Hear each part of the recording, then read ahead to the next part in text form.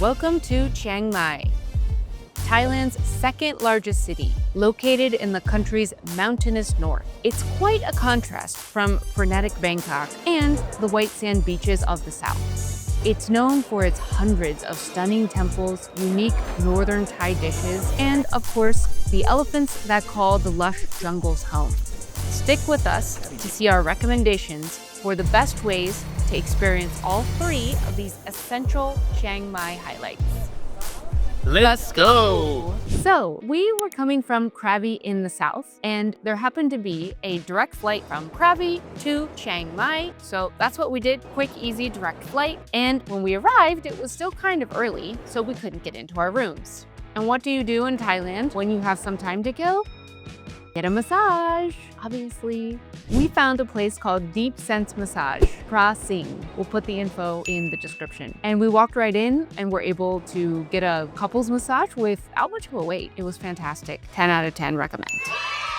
I know. We also get another massage another day that was a leg massage. It was in this cute corner that we passed like 2 or 3 times with a ton of chairs and old ladies, and I was like, I want to go there because they looked that they knew something, and I was right. The place was RDN massage, so if you go to Chiang Mai, super recommended. Back to our first day. Later that afternoon, we went for our first Khao Soi.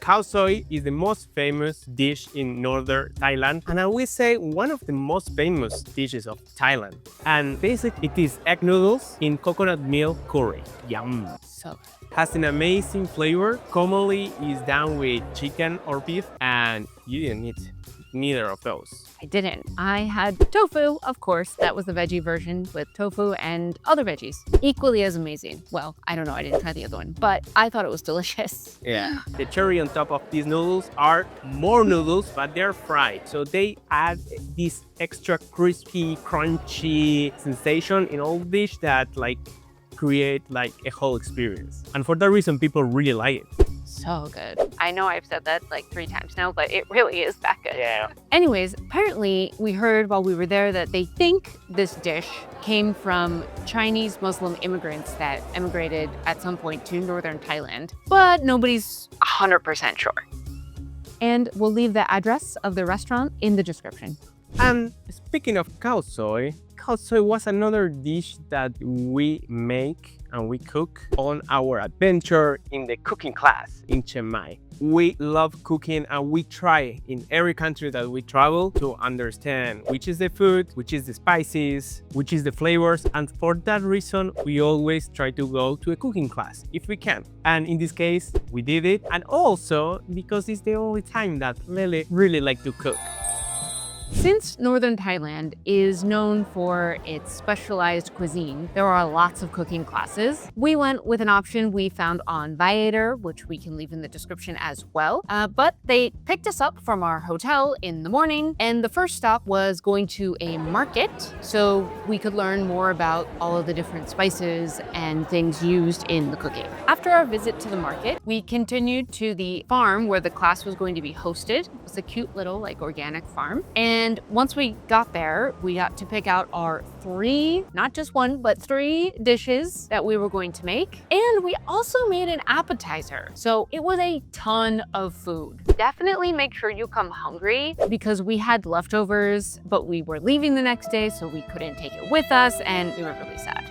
The teacher was Lily, and she was delightful. She was really funny. She explained everything so easy and correct. And for someone that maybe you don't cook, but if you go with Lily, Lily is going to help you 100%. And something that I was really impressed of Lily is how coordinated and how she keep track of what everyone was doing, because everyone was doing something different. We choose like 3 different dishes or 5 different options in one in each dish. Yeah. And she was on on top of each station. So for each person, we have a station. And that was important because it was not a cooking class where maybe you are seeing the chef and you are just like maybe chopping onions and that's it. You have your cooking station, you were going to do all the dishes, you were going to chop everything. So that was really, really fun. So the first thing was the appetizer. And in this case, we did spring rolls. In my case, I have spring rolls with shrimp and she has like tofu spring roll. And veggies for everyone too. And with this appetizer, we continue in the first dish that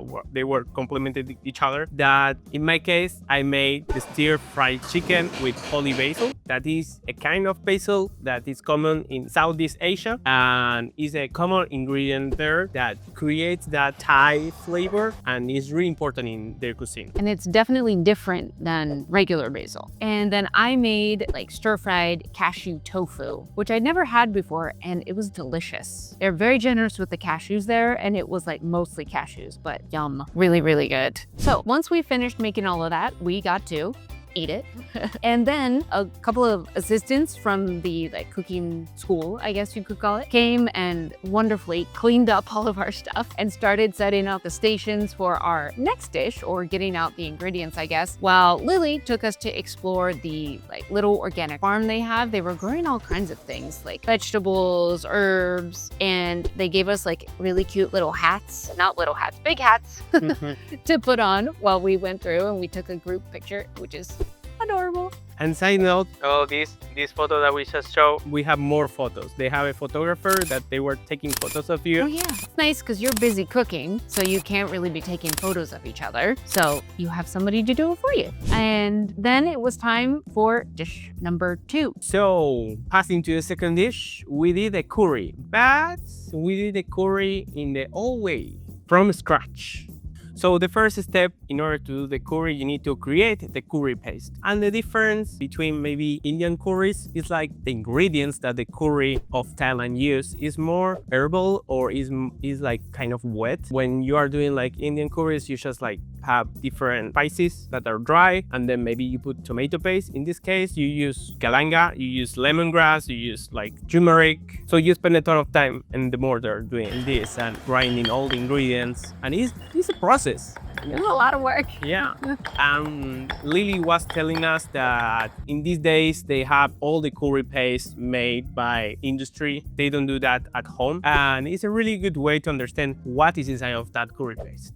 And we all got to pick from 4, I think it was, different curries. So we got to see how different curries were made. And they all kind of start from the same group of spices. And then you add like one thing like green chili to make green curry, or peanuts to make Penang curry. Or with Khao Soi, I think you were adding curry powder, which made it different than the red curry. And then obviously coconut later. But when we're talking about the curry paste, just curry powder to make it different.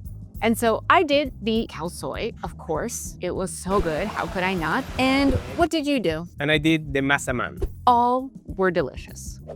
And finally, the third dish that we did was a soup. Soups are really important in Thailand, and we did 2 of them. In my case, I did a hot and sour shrimp soup that is basically red. And what did you do? I did coconut soup.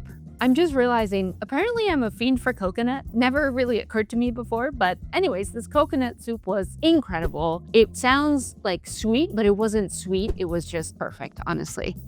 Oh, and one funny thing of all of this is like Lily, every time that she was asking for how much spicy do we want in our curries or in our soups, she asked us, how sexy do you want your soup, your curry, or whatever you are doing. So that was really funny and cute for her, and now we use it a ton.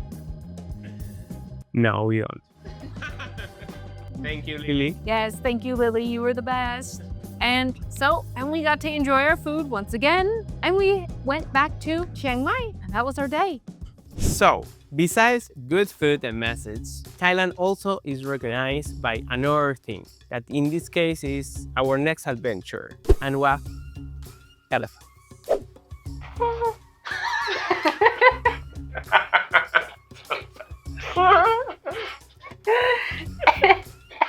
Of course, you need to be careful in which place of elephants are you going. You need to research really well because still, today, a ton of them are not ethical.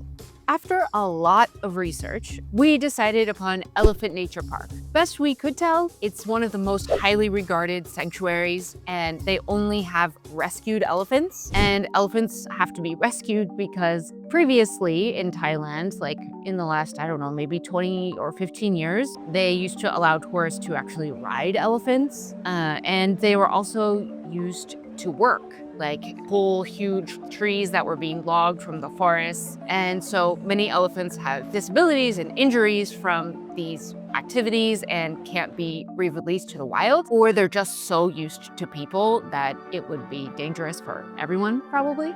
So they've been rescued and now live freely in their own like herds in Elephant Nature Park. Of course, Elephant Nature Park does not allow anyone to ride the elephants, and they also don't allow bathing with the elephants that some of the other sanctuaries allow. They try to let their lives be as natural as possible within the confines of the sanctuary. The Elephant Nature Park has a ton of different options that you can choose. For example, you can go half day, you can go 1 day, you can stay there and do 2 days. So you have different options and activities that you can do. And they will come to pick you up from your hotel to the sanctuary. And that's really useful because you don't need to do more than wait for the bus. It's a bit of a drive too. It's definitely worth just using the pickup. So after we arrived, we got to tour some of the facilities a little bit, and then we headed out like into the park to see the elephants and into the heat. It was hot, people. April in Thailand it was brutal, but totally worth it. And so basically, most of the visit consisted of just like walking around to the different little groups of elephants and watching them like do their thing, just be elephants. Eating, going into the river, throwing dust on themselves, which is so cute. And also the guy always introduced each elephant with their name. Apparently they have like different behaviors and stories. So that was like cool that they have like this relationship with each elephant. And also what's really interesting, how elephants use their trunk, how they like just grab things and then scratch, for example, their back, or they throw things, and that's it's like amazing. The only close interaction that you have with the elephants is when you feed them. And you can feed them with watermelons or bowl of rice and bananas. And you get to help prepare all of that. You get to prepare the watermelons, which you like cut off the rind, and then you just have a big chunk of watermelon. And then we had like warm rice with plantains that we like mashed up into a ball, like a, I don't know, size of a softball maybe, that you then later get to hand to the elephants. Yeah, and that was our second cooking class of the trip. Okay. The cooking class for the What's the rubbish here? Elephant cooking. And with all that food, then you go and you feed them. You are not allowed to touch them or touch the trunk or try to do things with the elephant because they're just eating. And what happens when you're eating at your home? You don't want that someone came and just like, and run? So you just can like feed them. I mean, you do get photo ops, but all you're doing is holding the food. You're not like doing anything really. You're not like petting the elephants or like doing this with the elephants or anything like that. Also, they are huge animals. Yeah. You need to have respect for that. Yeah. They will maybe accidentally like boop you with their trunk. I definitely got a boop, but And they're really interested in humans. They're curious. They're eating, but at the same time, they're curious. And also they're just hungry. They're like, do you have any more? Do you have any more watermelon? Do you have any more rice? And we were just blown away on how the elephants just grab so gentle the food, and they feel to themselves it's so cute and so gentle, and we were like ants next to them, and they were like just like really careful taking from us things. So after we finished feeding the elephants, we walked with two of them to the river. They kind of followed us slowly. And then we got to watch them use their trunks to drink and spray themselves with water and part of our group with water. And it was just a really nice little end to our elephant part of the experience. Because afterwards, Was our time for lunch, and the food was delicious and also was vegetarian.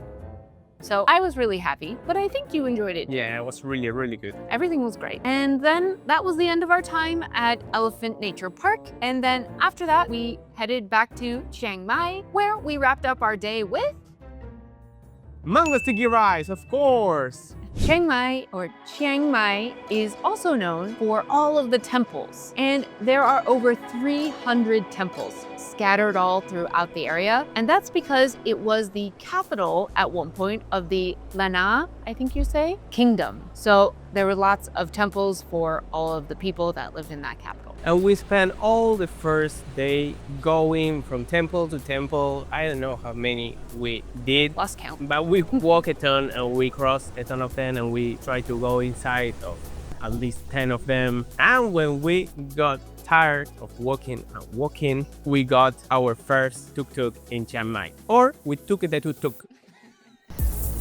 Something that we didn't think and we realized that is really good to know or to do is to take tuk-tuks in the golden hour, because it's beautiful Chiang Mai in the golden hour, and we were like with the wind and in the tuk-tuk, like moving, going from one place to another one. We really like it. It's definitely something that I would suggest doing, is just get a tuk-tuk to like drive you somewhere. Hopefully you have a destination. We actually had gotten ours to go to a night market that ended up being closed. But anyways, just the ride itself was worth it, truly. But once we realized that other market was closed, we decided to go to a different one to have some dinner. Oh, and I would recommend getting all your tuk-tuks through Grab, because then you don't have to worry about negotiating the price and all of that stuff. I just thought it was easier, or trying to say the name of the place and all of that. So we got our second tuk-tuk to take us to Anusan Night Market, where, like I said, we had dinner and did a little bit of souvenir shopping.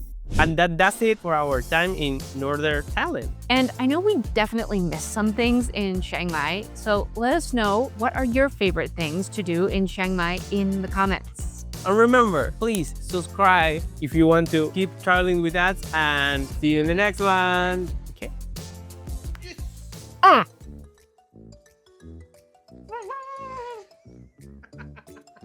No, I know. No. But you said my outfit was sad. No.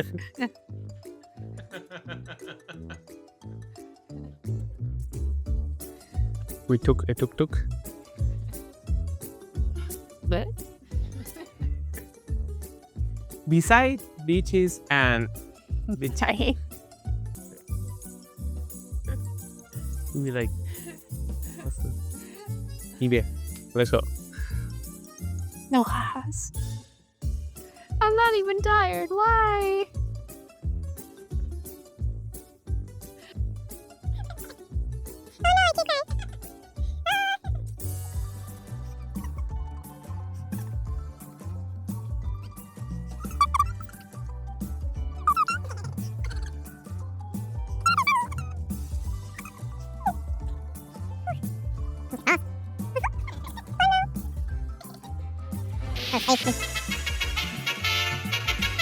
Okay. Another one. DJ. Leave it down. In the Elephant remix.